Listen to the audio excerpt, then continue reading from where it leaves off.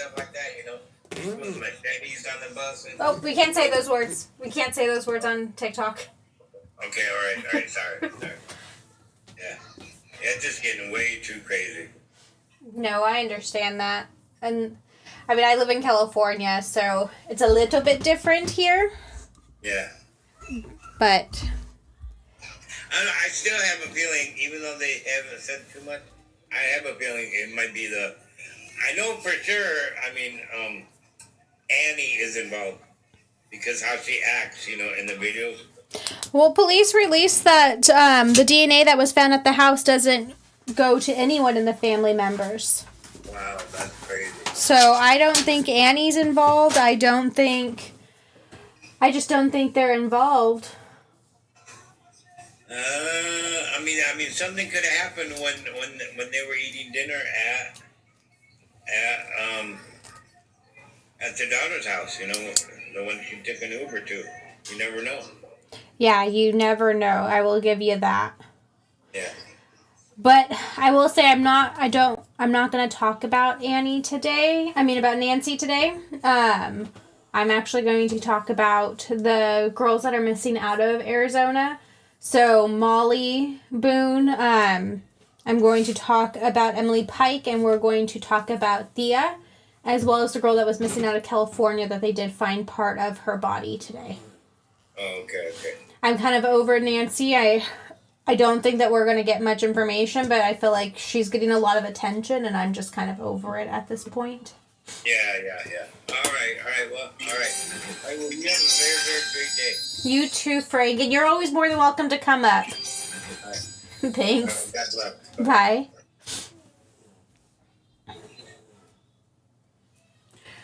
Okay, is Jen in here yet? Thank you. I'm gonna call you Southern girl. You're Southern to me.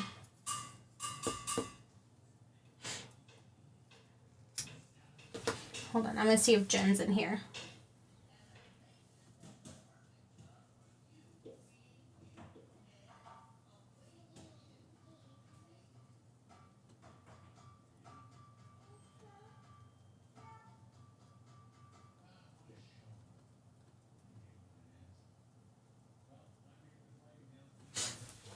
Sorry. Yeah, please change your name back. Okay. Let me send this over to Jen real fast. I know she hasn't been on. Okay, baby.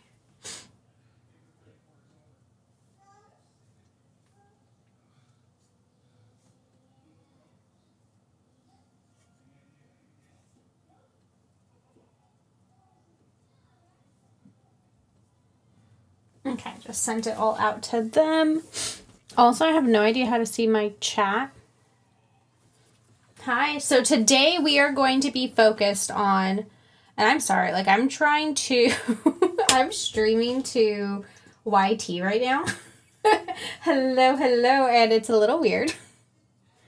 And I don't know how to see if someone's chatting over there. So I feel a little weird, but we're going to be talking about Emily Pike. We're going to be talking about Thea, the girls that were missing out of Arizona.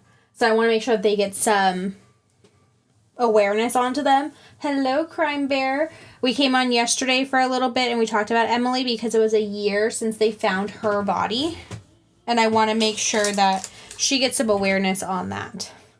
I know a lot of people are focused on Nancy right now, and like I was telling Frank, I'm just kind of over Nancy for the moment. I would rather focus on these girls that are also missing and have been missing for over a year with no one arrested, no anything, no suspects, nothing in their case. I would just really like to know how I see the chat and everything. It's so interesting. But we're going to figure this part out. Yes, so we're going to focus on her today. So I was going to just focus on that. There is Crime Bear. I didn't hear about that. There's also There is another girl missing. I saw Carla was on live, and there was a girl missing out of her area. I'm doing good. We're going to focus on these cases right now, because I only come live for a little bit on Sundays. Also, I really want to put my hair up.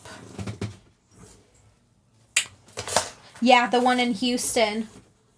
No, her body was found a year ago yesterday. So on Valentine's Day of 2025, her body was found, and she was dismembered.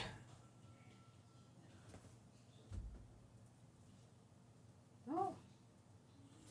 Hello, hello, hello. Rebecca, do you know you're up here? Rebecca? Okay. Yeah, Emily was missing out. So she was in a group home, and she was in a group home. Oh, crying bear. Hello, Erica. She was in a group home for a little bit, quite some time, and she ran away a few times from that group home. And then, hello, Jen. I did, Rebecca. I got you. And when she went missing from that group home, they ended up, they ended up trying to find her, but they didn't tell her family that she was missing for about a week after they went through and did everything that they were doing. And then on Valentine's Day of 2025, they ended up finding her body you're okay, Rebecca, dismembered. Just Costco membered. But I want to go over that one. Also, I have no idea what I'm doing on the YT, so this is really interesting. I'm a little concerned because I have no idea what I'm doing. But that's okay. We're going to figure it out. But I want to watch some videos on Emily, and then if you guys want to come up and discuss her case, we definitely can. I just want to bring awareness to her, and then I'm going to move to Thea. She's another girl that is missing. She was found unalived, literally around the same area. And then we're going to talk about Mollie. So Mollie went missing again. So it's Emily, Pike, Thea, Mollie. They're all girls. Hold on one second. And then I don't think Nancy's alive now.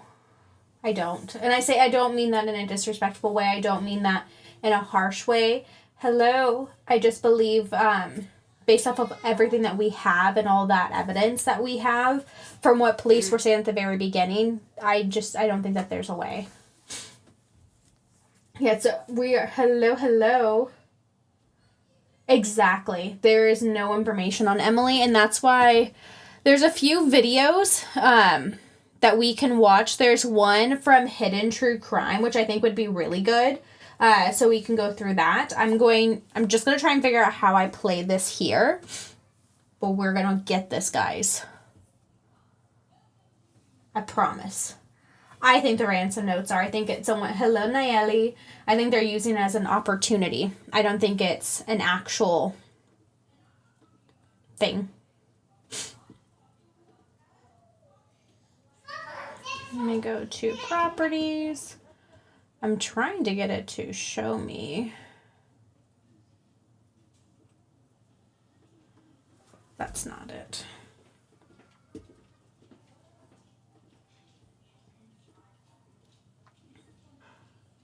I love that you guys have so much confidence in me, and I'm over here like I have no idea what I'm doing over in the YT area.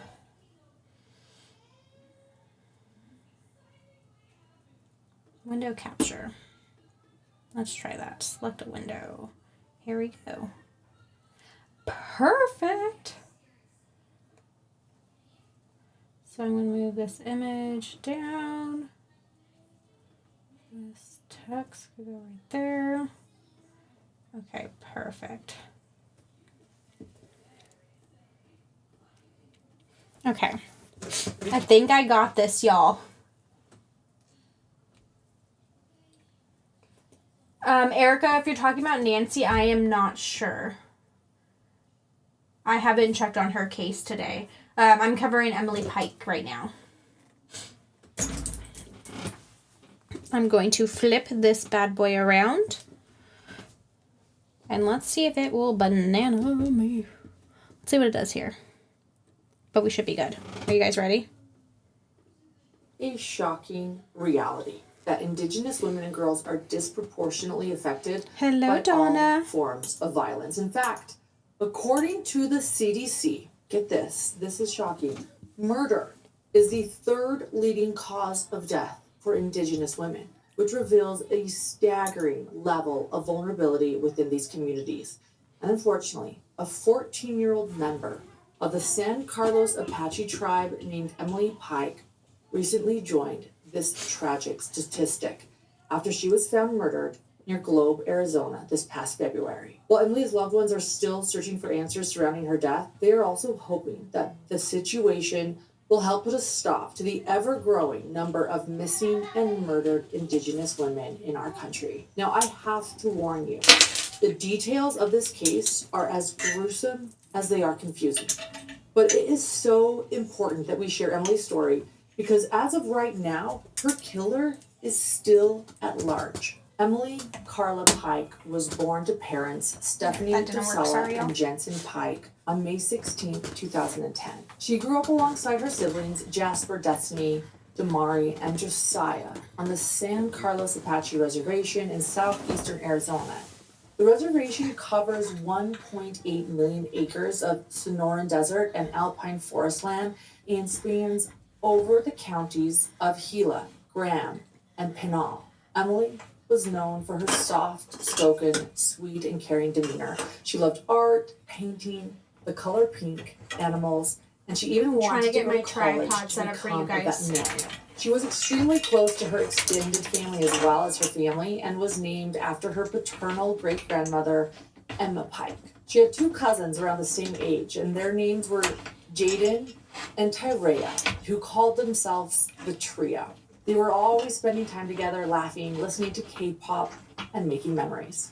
And while Emily's life did sound happy for the most part, her family did have its struggles. Her father, Jensen, is currently in prison serving a sentence for criminal damage and has been in and out for various charges over the course of Emily's childhood. Her mother, who goes by Steph, has struggled with addiction in the past, but as of December 2024, she posted about getting sober. Steph recently talked about spending more quality time with her children, who had been living with her mother, Frida, and family members were encouraging Steph to secure a job and new home for her family. And it seemed as though she was moving in the right direction. Regardless, these dynamics undoubtedly have an effect on children, especially in those early teenage years. Emily's loved ones have stated that she started struggling with her mental health, and at some point, Emily was taken into custody by the San Carlos Apache Tribe Social Services. It was decided that Emily would go stay at a group home over 100 miles away in Mesa, Arizona, near Phoenix, because they could provide her with better resources than on the reservation.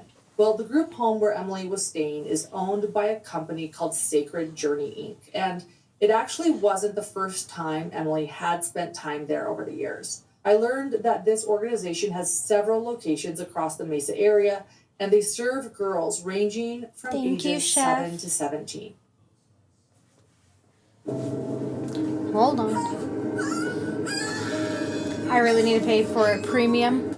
On their website, their philosophy and purpose says, quote, "We believe that every child has a right to grow up in a secure, nurturing environment where they will receive caring and emotional support from a trusting adult who will instill a sense of hope and self-pride so that each child may grow to their fullest potential." Studies have shown that the impact of intergenerational abuse can have a cyclical effect on families for generations. The purpose and main goal of Sacred Journey Inc. is to break the cycle of intergenerational abuse through strengthening children and their families, end quote. The description of their program says, quote, "Sacred Journey Inc. utilizes a holistic therapeutic approach to provide each child with a supportive, non-judgmental, and culturally based experience so that each child can enhance and develop life skills for future success once they meet service plan goals. Sacred Journey Inc. will work in partnership with the referral agency, placing a child, the child's family, identified service providers, and pull from the natural resources in the community in a combined effort to ensure that each child's individual needs are met.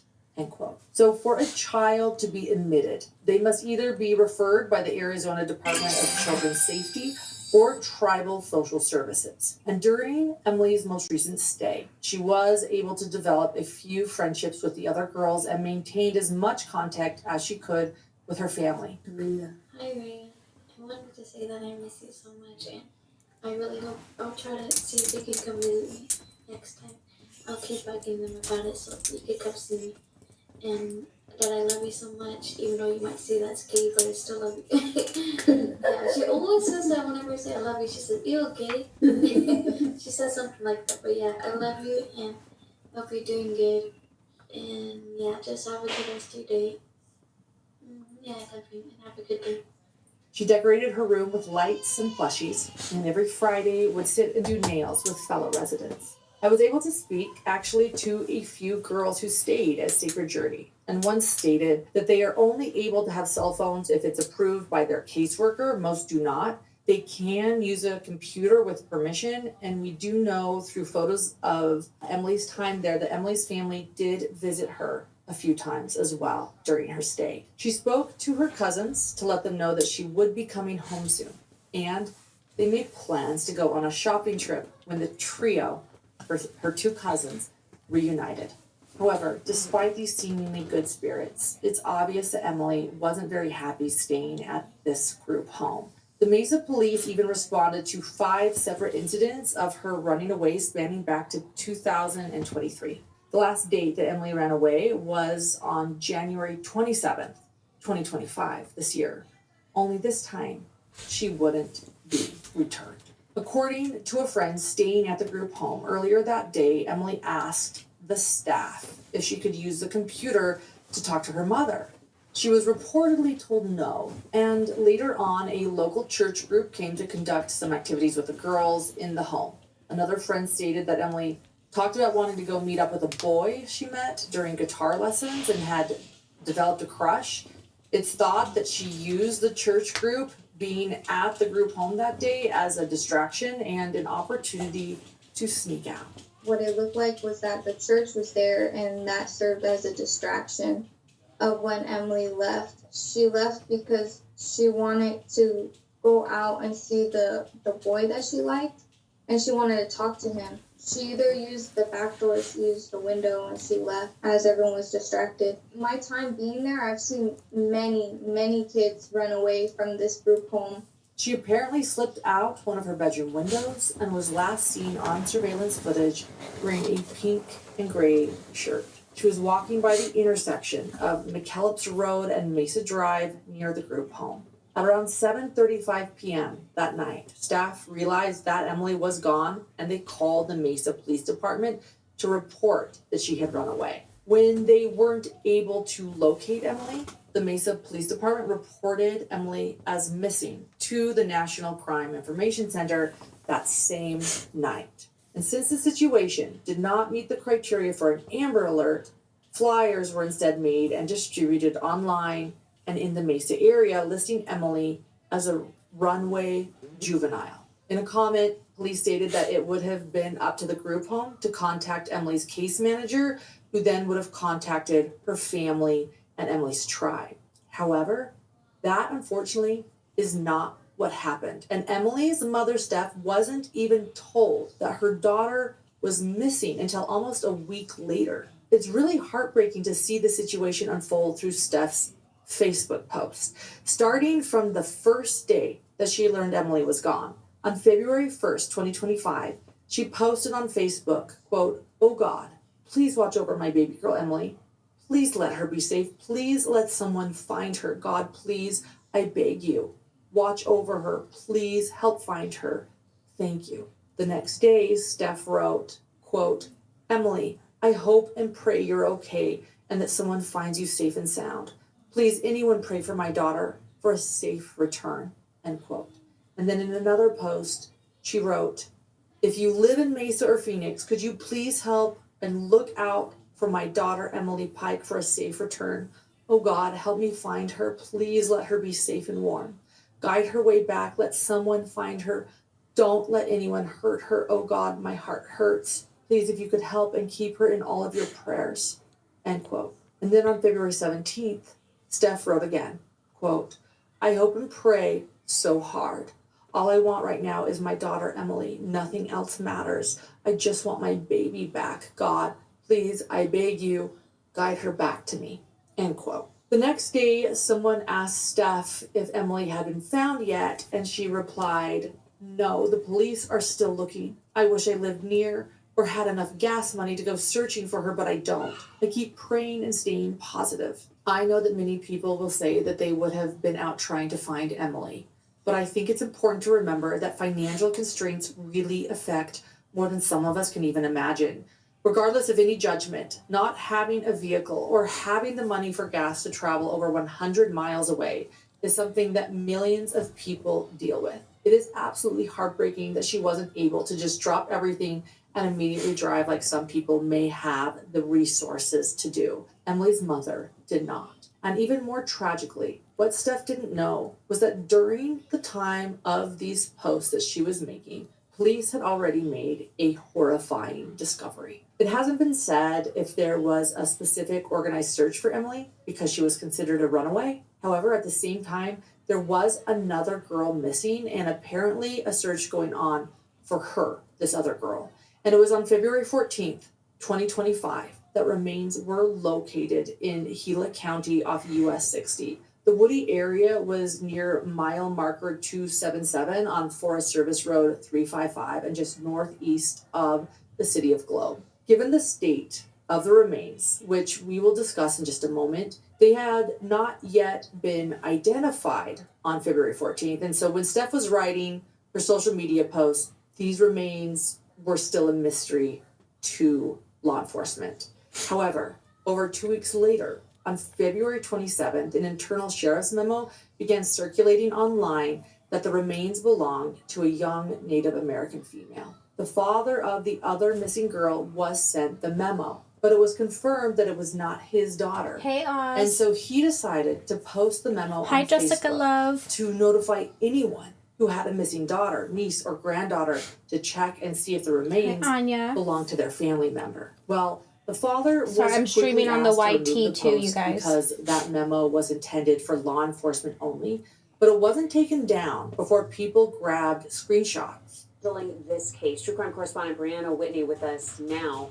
I'm sure not very happy that this information was leaked, given the details in this case. It's very sensitive, it's very disturbing, right? There's definitely a massive investigation underway, but now that it's out there, people are asking the questions. It really does appear an internal press release from the Gila County Sheriff's Office was leaked publicly and posted on Facebook, which revealed gruesome and extensive details about the remains of a young Native American girl, giving insight into that investigation. In an updated public post, Gila County Sheriff's Office stated the original post was supposed to be for law enforcement agencies only before it was leaked, but did not say any information was incorrect when we asked. Tragically, Steph. Hold on. Sorry, I will pay for the upgraded one. I promise. I will do that tomorrow. Was finally called and asked to provide a DNA sample, and later that day made another post confirming that the remains belonged to her Emily. She Thank wrote, you. My husband quote, made it. Why God? Why my baby? I love you, Emily, so much, and I'll cherish all of the good times we had, baby girl. I can't believe you're gone. Rest in peace, Emily. Mommy loves you. End quote. Now, those posts from a grieving mother are difficult for me to read. But the details I'm about to describe when it comes to Emily's murder, I just want to issue another trigger warning because I have to tell you that precious Emily's remains were not all found in one piece. And there are actually still parts of Emily that are missing. On that Valentine's Day, February 14th, 2025, a lieutenant from Gila County Sheriff's Office received a call from some people who were walking the trails in the area and located these large black contractor-grade trash bags. They reportedly investigated the bags and they located body parts. Yes, parts. In one bag, Emily's head and torso, and her head and face showed visible signs of trauma. Her legs were located in a separate bag from her torso, but her arms and hands have That's my husband not doing his been job. recovered. Her cause of death has obviously been ruled a homicide, and it has been speculated that her hands and arms may have been taken if she fought the attacker and had her murderer's DNA on her arms or under her fingernails. While the Mesa County Sheriff's Office was originally assigned the case, Gila County has taken over the lead for the investigation and is receiving help from the FBI, the Bureau of Indian Affairs, and the San Carlos Apache Tribal Police. As of now, they have not released any information on potential suspects, but they have stated that they are following up on tips and leads. They have since asked for anyone with potential information, such as surveillance footage from the Mesa area or the area where she was located, to call the Gila County Sheriff's Office detective at 928-200-2352. The Bureau of Indian Affairs Special Agent at 505-917-7830, or the San Carlos Apache Tribal Police Detective at 928-475-1755. So since this story broke, many people obviously had a lot of questions about the group home where Emily was staying. This is primarily because not only did she manage to run away several times, but media outlets have reported that there's been 30 missing children out of the same facility in the last 3 years alone. When people hear a number like that, speculation about potential trafficking, abuse, and negligence starts to circulate. Before we get into some of the things that I learned from the girls I spoke to, as well as more accounts online, I want to share a question and answer interview that was conducted by True Crime Arizona's Brianna Whitney and the group home's manager. In the interview, Brianna asks, is it mandatory to report the kids missing when they leave? What is that protocol with the police department? The manager answered Brianna saying, yes, the group home must report all children as missing, even if they leave to go to the store without permission. Majority of our reports are regarding the same child leaving without permission. So, same child, different missing persons report. The next question was, quote, when a kid runs away, why doesn't the staff go search for them? Well, the manager responded, quote, we are a standard group home. We are a hands-off facility. We will never put a hand on a child. The only reason to ever touch a child is to keep them safe from harm. So, for example, we put a hand on them if they're running into ongoing traffic when upset. We have been known to call the Mesa police and stay on the phone and follow our children until police assist us, which is always immediately when our children are a danger to themselves or to others, end quote. This is about Emily Pike. Are there 30 missing children? How many of those are accounted for now, or how many have come back? The manager said, quote, no, there are not 30 missing children from our home. All of our children who have been reported missing have been accounted for. Those children who did not return to the home were placed in other facilities for many different reasons, including a higher level of care for their safety. Safety always comes first, end quote. Next, Brianna asked, quote, why are they running away in the first place? Is there a better way to prevent them from running away in the first place? Well, the manager responded, children run away for many different reasons, including missing their family, missing their friends, because they are not used to following rules and structure, because they have mental health conditions, etc. The state has an amazing system set up for children to visit with their families. With permission from guardians, the group home helps with visitations, as well as to ensure visitation is increased when possible, end quote. In this next question, I think Brianna was probably expecting a more detailed answer. She asks, what happened the day Emily went missing? Did you call Mesa Police Department right away? Well, the manager simply answered, the group home staff followed all protocol, end quote. Next, Brianna asked, do you believe the public has a misconception of the group home? And the manager responded, quote, yes, I realize people don't have all the facts. We trust law enforcement to provide justice for Emily. Our group home puts everything we can into our children. We have been open for 24 years. we are still in contact with 95% She of was the 14, children who you have guys. lived in our home. We have children who have graduated college, who are currently in college, who have amazing, successful businesses, who have large, beautiful families. We parent our children and sometimes their families. We are all about reunification of children and families. We do the best we can with our children to make sure that they have the best chance at a bright future. We want to create the most normal environment for them possible. They take vacations, participate in sports, attend sports events. We treat our children as if we have birthed them ourselves. All of our children receive mentors. Right now, we are hurting. Right now, we are devastated. Lastly, Brianna asked, how long has this group home been open? And do you have all Native kids from the reservations? Completely, The manager Sydney. replied, quote, the group home has been open for 24 years. The owner of the group home has been working in the field of children and families for 35 years. She has a 35-year history of advocating for children and families. The group home has many contracts. Also, children are placed in group homes for safety when all other resources have been exhausted. Group homes are not a punishment. They are a temporary support resource. And we ask that the public allow the police to complete their investigation for Emily's sake and for the sake of her family. Her soul deserves to be at peace. She did not deserve this. End quote. The Department of Child Services also released a statement about the investigation and the group home. In it, they said, quote, like the community, the department was shocked and saddened to learn about the horrific murder of Emily Pike. We support law enforcement in their efforts to find and hold accountable the person who committed this heinous crime and all those who target True vulnerable Crime children, Hidden, I believe, particularly T. those in foster She's on the care. YT. At this time, the department does not believe any action taken or not taken by the group home caused the terrible outcome in this case. We have opened a licensing inquiry to determine whether appropriate steps were taken by the group home during this incident. If you were sexually abused while attending a youth camp, you may be entitled to significant financial compensation for what... I'm paying With for all that of thing. that being said, Yeah, still no one arrest. question No one's that been charged I in this wish case. would have been asked is why Emily's family and tribe were not notified as soon Melissa, as Emily ran we're away. pretty Especially far given in. that Emily requested to speak to her mother earlier. Oh, thank in you, the day. Sydney. It could Like, I have just been saw the assumed logo. that Emily was trying to go home on her own. They could have asked her mother over the course of that first week if Emily. Here, we'll pause for a moment. I'll flip it over. Oh, my Jesus. Sorry for that jump scare, y'all. Oh, my gosh. Whoa. So sorry. But... sorry.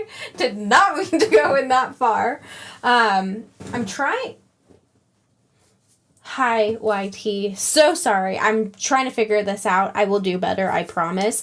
Thank you, Jessica, for jumping into the chat. And Southern Bombshell, girl, you're on both platforms.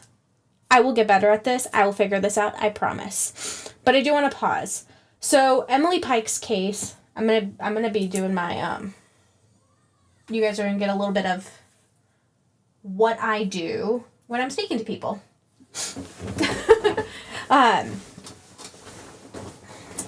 So Emily Pike was 14 years old when she went missing from the group home that she was in. That's what we're talking about right now. So she went missing. Yes, she went missing previously, but they found her on the side of the road. We did watch that video yesterday of her talking to police. So when she was talking to police, she was crying and said that she wanted to go home and be with her mother, but she ended up getting back into the car and they took her back to the group home. Now, on January 27th, she ended up leaving again, and it was stated that she was going to, from what her friend said, that she was going to go meet up with a boy. She met him at piano lessons or something like that. I have to go back and look at it. But she was going to go meet up with him, and they believe that she was going to end up going back to the reservation with her family. But she didn't show up there. It took them over a week to even notify for a week for the law enforcement and the caseworker to notify her mother that she was even missing. Now, she was missing for quite some time, and when they did find her, as we heard today, but even in her case, she was not all in one piece. She was missing her hands and her legs, and she was wrapped into, oh no, Elusive. Send me their names. Send me their names. Mom messaged me, the mother pew-pewed the daughter and then herself. Oh my god. How old was the daughter? Do I even want to know? Somebody said that the cheer competition that they were at and the group she was in, probably between 8 and 11. She was 13 years old. 13. Oh. Hi, Dawn. Sorry, we're streaming on TT2, and I'm trying to figure out the YouTube thing over here, so please bear with me. This is going to be a little bumpy, but I will get it down, I promise. It's okay, Luciv. We'll research that. I just want to go through Emily's case really fast. But we will definitely, we'll talk about that before we close down, I promise. Now, that makes me so sad. So with Emily's case, it is stated that there was a person of interest. Actually, I'm going to move y'all back for a second. And then I'll just take you off. Hold on. Sorry, y'all. You're going to be a little weird for a second. But this way I can talk to you guys all at once versus looking like a freaking weirdo. Thank God, like, it's just y'all. No worry, we will definitely talk about it. I promise, Elusive. Thank you for bringing that to us. So, with her case, it is stated that she went missing out of this group home a few times. Hey, E. And, sorry, E's now over here. I will get better at this, I promise. And when she went missing, they found parts of her. So they didn't find her hands or her feet. And then they ended up identifying her and letting her, okay, thank you, and letting her family know. Another thing that gets me with this case and really pisses me off is they've had a person of interest previously. Supposedly there was 3 people that they questioned. And these people never ended up getting arrested. They questioned them and that was it. Which is just absolutely insane. Oh, wait, I can do this. Oh my God. Hold on. Maybe.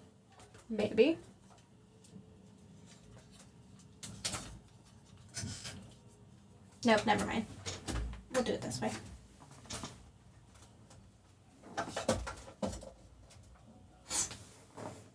The poor white. Everyone's just, it's a mess. It's a mess.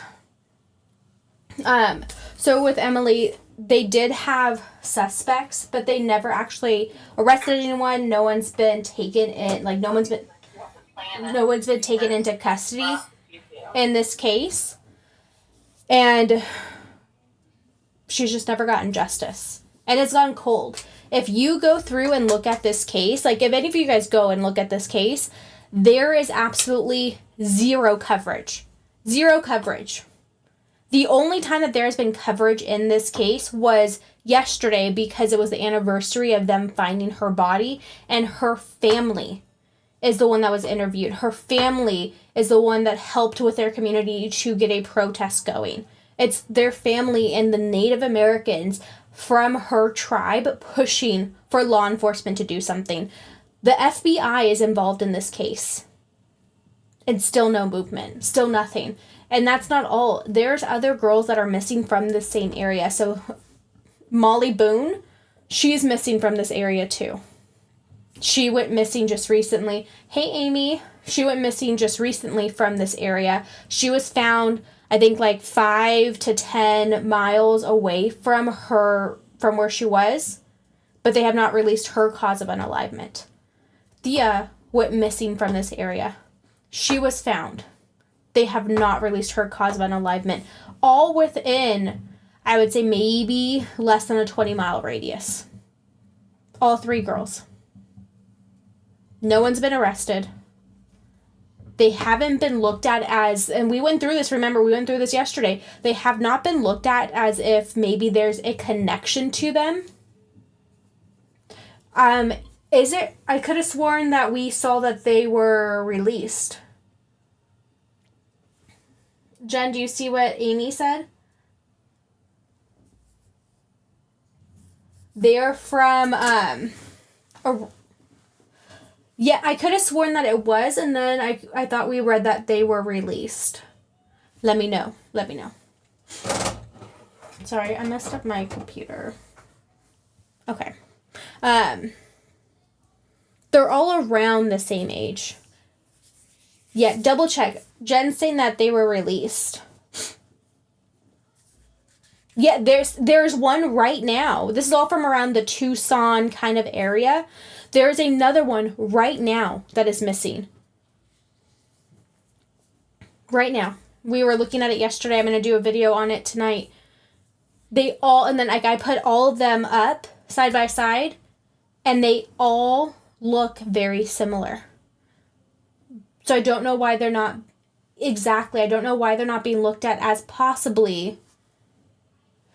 Let me find it. Hold on. I will find it.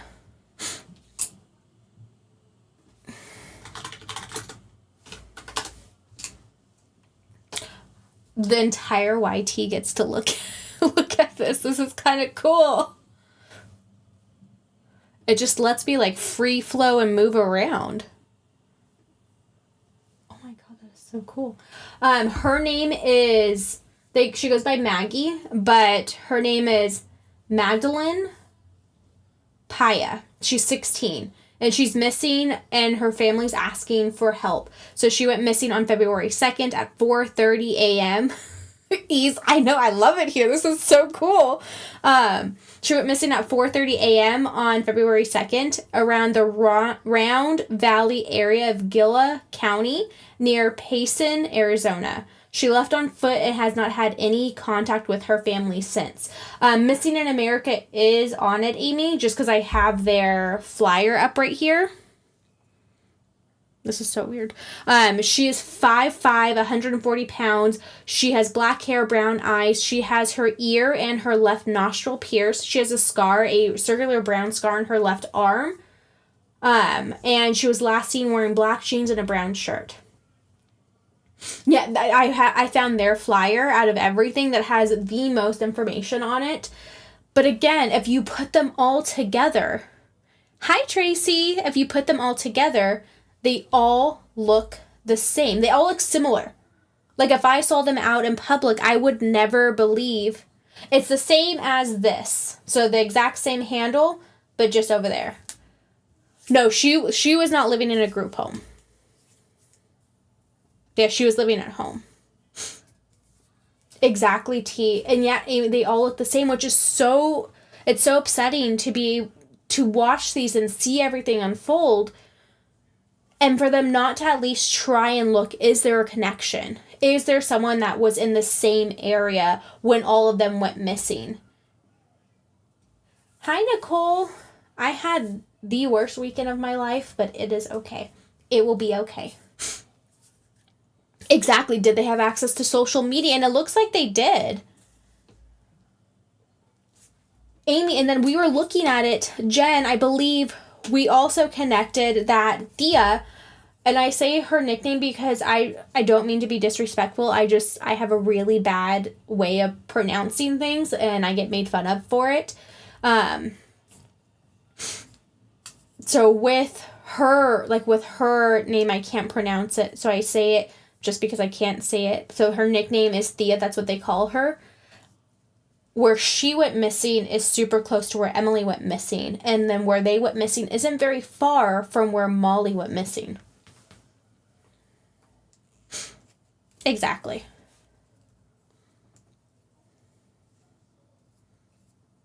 And they don't, like, Jen sends them to me and I try and cover them, but they don't get any coverage. Which is, so Renee, they've all, besides Maggie, they have all been found unalived. We have one that we know was dismembered. She's missing her hands and her legs. The other ones, they have not released their cause of unalivement or how they found them. But all of them were found unalived, besides Maggie. Maggie is still missing right now, and she's been missing since February 2nd. All out of Arizona, Kay. All out of Arizona. Exactly, it sounds like a serial murderer. YT, I have to say these things. I'm also streaming to the TT. So I will give you all of their names. It's Maggie Paya. Hi, Liz. So Maggie Paya, that's what she goes by. That's what's on her missing poster. Emily Pike. Mollie Boone. And then I will get the actual name for Thea because I do not know how to say her name. But I'm so sorry if I butcher her name. Challistia? Did I say it right? Challistia Colelay.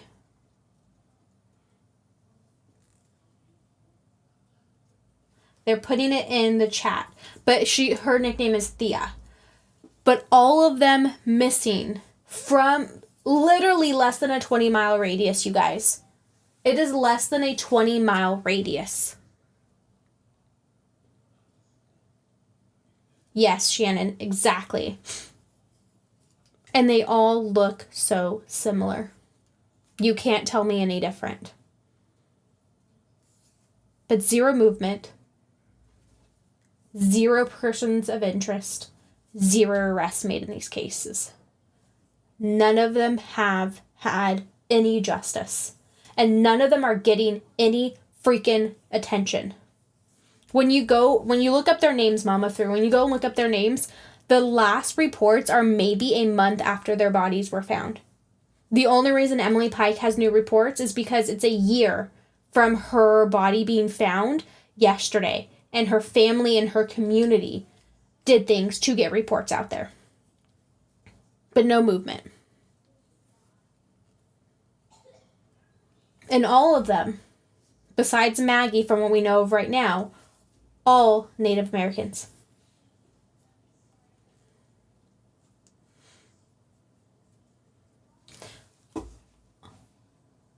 Exactly. Robin, exactly. That is what I'm saying.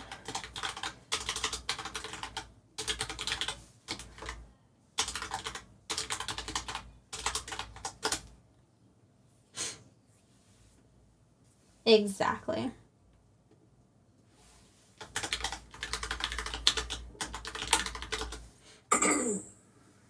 It really bothers me that I can't help but think if these girls looked like Gabby Petito or had rich or famous parents, they'd be all over the place.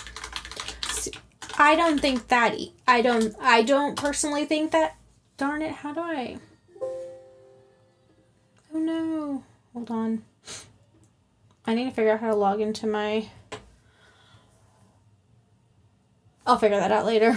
I can't chat you guys back on YT because I didn't log in and I can't remember my password.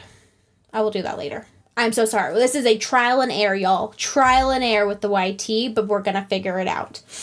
But I was going to say, Crime Bear, I don't necessarily think that because there are other children missing that aren't just Native, that are of all race and if I cannot say this word, ethnicities, and you know the word I'm trying to say. I can't say it. I mean, I agree. There's way too many children missing that don't get coverage, but like I do feel like specifically Native American children get less coverage. I will agree with that. Yes. Hey, Deb. Do you know you're up here? Yeah, sorry, I'm turning my mic up. No, I will agree with that. I will agree with that. And that's why, like, with this, and I will show you ethnicity. Here, I will show you. Oh, sorry. I also think that for girls in that close of a different distance, and 3 of them coming up unalived, they would be getting more attention. The crazy thing about it, Crime Bear, is there's definitely more than 3. Yeah, they all look alike, Tracy. And there's definitely more than 3. These are just the 3 that have happened that we know of in the last year. And if that doesn't make you feel a type of way,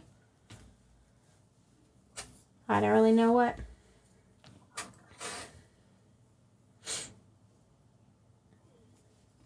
But, so that...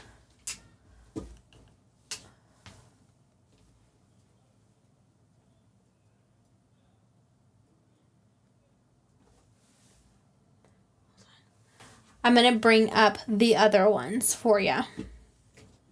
Hey, Jen. Hey, I'm just listening. I just want to say something. I don't know if I sent it to you or you read it, but also, like, it was like a couple months ago, maybe a month ago, like, Emily's memorial actually got taken down, and her stuff was thrown in the trash bin, because people were complaining about her memorial being out there. So whoever owned the property, actually it was 4th of July around, I think New Year's. So people were complaining, and then also the person on the property who owned that property, because they wanted to sell fireworks on that property, they put everything in a trash bin and expected, her family to come pick it up. So they actually had to go back and put it out there again. And Native, they believe they blessed it. They had people come, family, anybody came out and they blessed the land, because that's what we believe in, to bless the land. So they had to re-bless the land and put her memorial back up. And actually, her family and have, like you said, they're the ones supporting, they're the ones getting her name out, they're the ones, doing these walks and keeping her name out there. And they are actually going to put in 2 permanent memorials for her. They're working on it. One's going to be in Mesa, where she was last seen, and also one by the reservation in San Carlos. So I just wanted to add that too. No, definitely. Thank you for that. I mean, that's like what we just went through with Emmanuel, with his memorial being taken down. And I'm currently trying to work on getting something permanent. And that's where, like, in all these cases, it bothers me, because what is a memorial doing for you guys? Like, it's not bothering you. It's there. It's a place to honor them. It's not, for me, it's not a sore eye. Like, a lot of these get taken care of. People are going in, cleaning up anything that's there, taking the trash out, all of that. Yes. Mm-hmm. And I just find it so sad. Yeah, it literally, when I saw that, it literally broke my heart. I was just like, are you serious? Like, that's exactly what I said. It's not bothering anybody. Like, why does it care? Why do you guys care? It's, that's for people to go there and honor her and see her and visit her and, lay their respects. Just like when I went down there, it's the same thing, A lot of people were affected by, this. So, not just her, but, I mean, everything, and it continues to keep happening. And I mean, me and you speak, but like I get upset. Like, yes, I care about other cases, but this bothers me. Like, and I'm not trying to be mean and insensitive, but like, they deserve just as much as attention as everyone else, no matter what. These are children. Emily was 14. Mollie was 8. And Tia was 16. We're talking about kids here. And I think that's what gets me is, like, I know, like, when you sent me Mollie and I started looking into it, and she was found by the time that I was able to get into everything. Yeah. But there's nothing. Ever since then, no movement. Nothing. No updates. Yeah. There's nothing. They won't release what happened, where she went. You know what I mean? They just say that she was missing, in Coal Mine, which is like Navajo Nation, but they don't say what happened or where she was at. You know what I mean? There's nothing. Yeah. Yeah, I mean, I agree, attorney, too. The psychological behind it, like, people don't want to see it and be reminded. But I think that that's also just my own opinion, why I think that these go the way that they are. Because you're not being reminded. No one's talking about them. And then other cases come, as we can see, there's other cases that come, and now those cases are being talked about, and those cases are being looked at. And then these ones kind of get pushed. And I completely understand, too, like, law enforcement has a lot of things that they're doing. They have a lot of cases, workload. This is in Arizona. The 3-letter agency is on it, as well as the tribes. So each each appropriate tribe, I can't think of the word that I'm saying. They're working on it, and then local law enforcement's working on it too. I'll send you all of their names, Oz. But I find that so frustrating. Yeah, definitely. And that group home, I have so much. I'll just say that how don't you tell her mother for a week that she was missing? And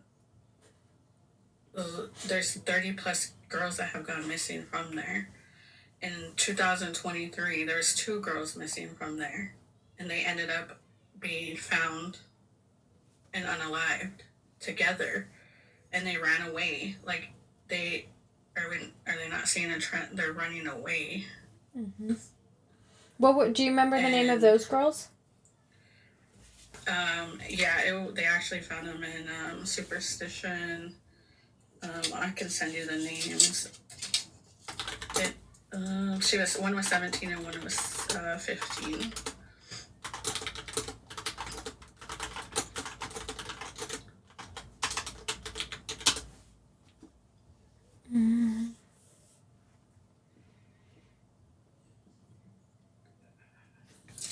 Is it Cameron Myers? Yes, and I don't know how to say the other one's first name. So I don't want to say it. I don't want to mispronounce it.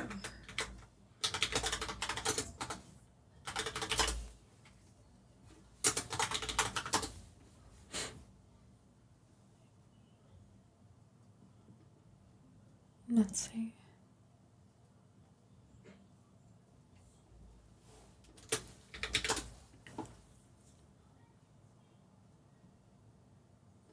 Cameron Myers was reported missing January of 2023 from a group home. She was found unalived in Mesa, Arizona, in a retention pond alongside 17-year-old Challistia Alvaro. Challistia. I think that's how you say it. Challistia.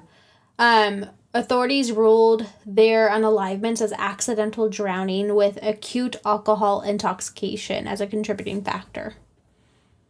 They were found near Higley and Southern in Mesa, Arizona. Yeah. And they're saying, like Superstition. Mm-hmm. And they're trying to say that there's no foul play. How many of these girls went missing from group homes? So 30 plus. Mm-hmm. More than that. I guarantee. After Emily went missing, I don't remember exactly if it was when she was missing or when she was found, but right after that, another girl had run away. They found her, but she had run away, like, right after that, too. And then Mollie, we haven't talked about her yet, but I covered this one. Her entire case is on, like, when she went missing, when they found her. I did do a video on it, but she went missing. She was 8 years old, from the Navajo Nation, and she was found unalived. I'm trying to read it for y'all too. And she was found the very next day after. But from what we do know is there's been zero information about hers. The police added that the coal mine area was locked down until further notice. Residents have to remain in their homes during the investigation. That she was last seen playing at 6 p.m. near Cedar Loop in the coal mine housing, approximately 17 miles southeast of Tuba City. She was gone for a long time, which is what sparked her family to go through and look. And then there's the last update that I can find, and it won't even let me read it. I hate when people do that.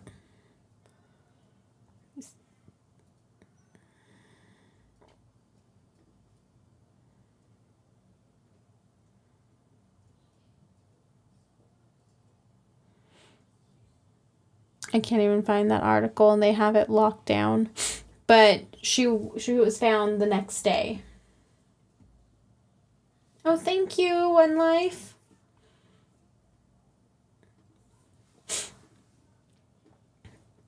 So, I don't know, you guys. And that's why I want to talk about their cases. I want to keep saying their names. I want to bring awareness to these because they deserve to have justice bring back to them. I cannot talk today. I agree. They sure do.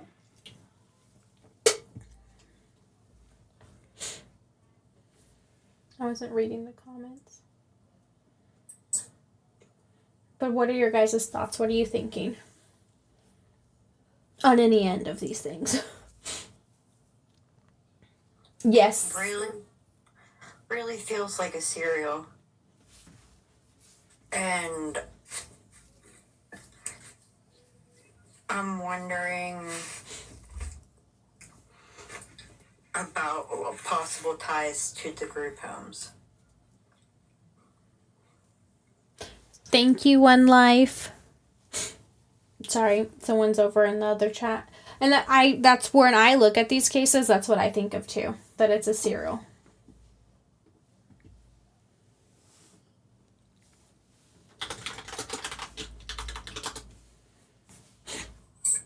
It was the first thing when you were talking about the 4 original girls last night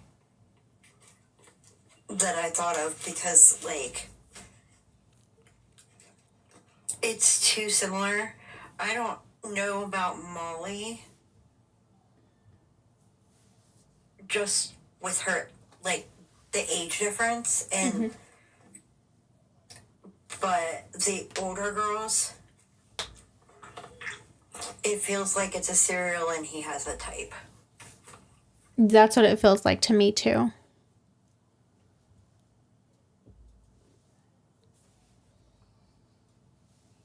What are your thoughts, Tasha?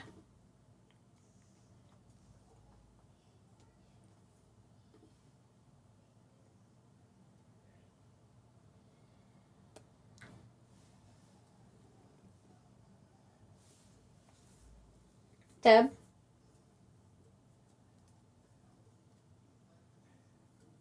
I agree with you guys. It sounds like serial.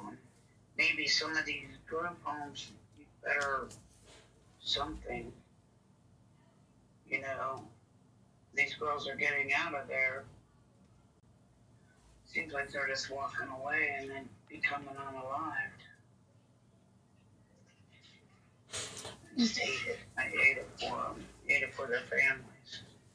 Agreed. Jen, is it this? But it's not the same group home. I know some of them are, correct? Oh, wait. E must have found something. Yeah, Emily and the other girls that we just talked about are from the same group home. Okay. Yeah, I don't like that at all. E, what'd you find?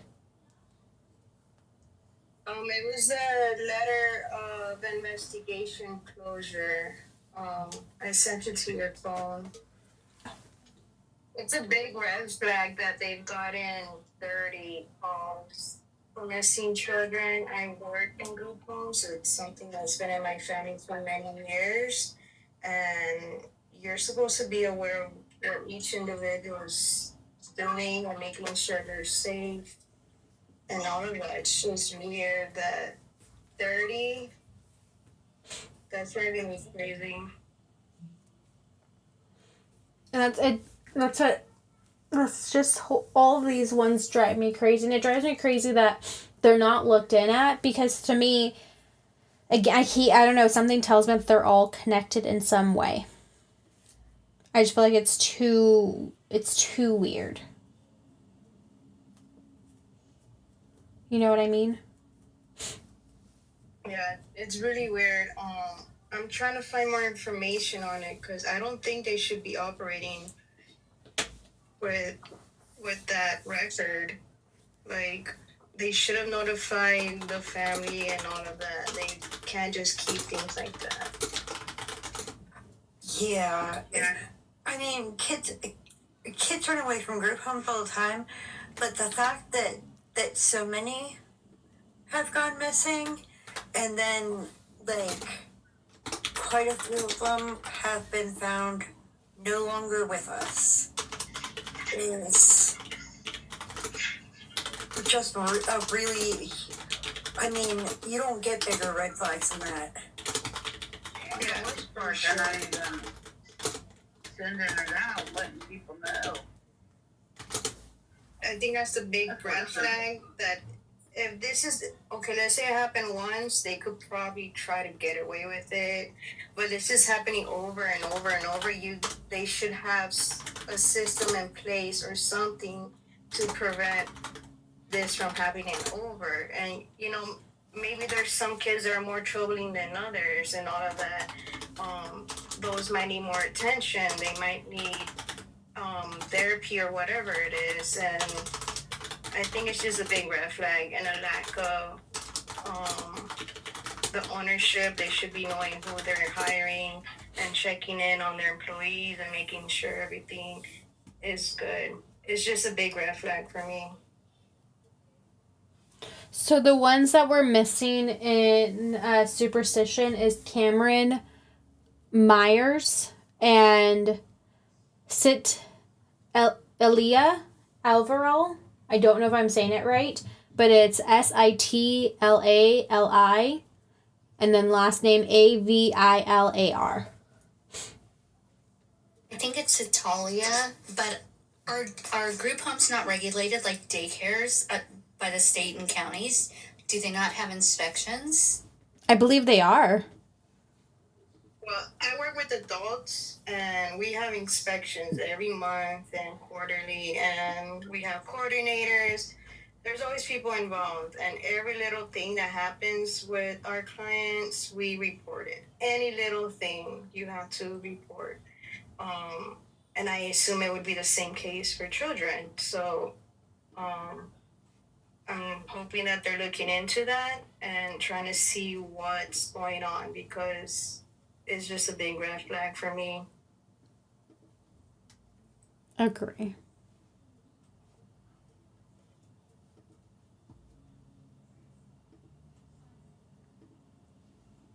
Sorry, I'm getting very lost on YT. And Emily's dad did file a lawsuit against them too. Against the group home?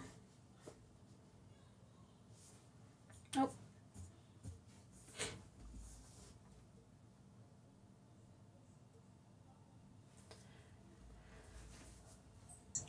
For me, if you have 30 people missing, and did it say how long that was over? Like what kind of time frame? No. 3 years. How many years? I'm sorry. 3 years. That seems excessive to me, but I don't know. Maybe it's kind of accurate. I have no idea, but that seems like a lot. I agree.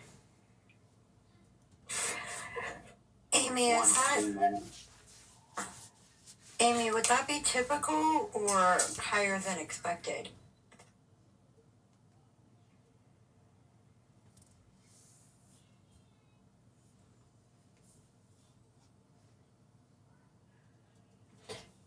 Would it be typical for 30 to go missing in 3 years, or is that higher?